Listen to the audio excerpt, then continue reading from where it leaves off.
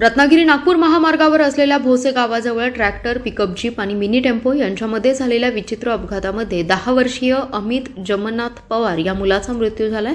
Mini टेम्पोमधील जमावाने यावेळी मोडतोड केली।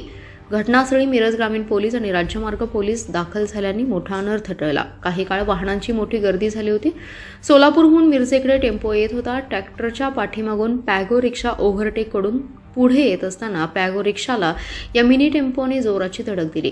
पॅगो रिक्षाच्या पाठीमागील बाजूस बसलेला 10 वर्षीय अमित पवार हा उडून रस्त्यावर पडला। रस्त्यावर पडल्यावर त्याच्या अंगावरून मिनी टेम्पो गेला। यामध्ये अमित याचा जागीच मृत्यू झाला।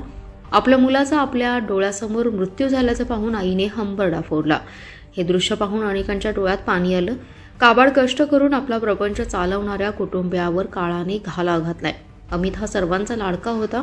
घटनास्थळी प्रचंड गर्दी झाल्याने जमावांनी मिनी टेम्पोवर दगड मारून काचा फोडल्या। घटनास्थळी मिरज ग्रामीण पोलीस तसेच महामार्ग पोलीस दाखल झाले। जमाव हटवला आणि महामार्ग मोकळा केला। या अपघाताची नोंद मिरज ग्रामीण पोलिसात झाली। पॅगो रिक्षात 5 जण होते। ते सर्वजण वीट भट्टीवर काम करतात। वीट भट्टीकडे जाण्यासाठी निघाले होते। त्यांच्यावर काळाने घाला घातलाय। बाकीचे किरकोळ जखमी झालेत।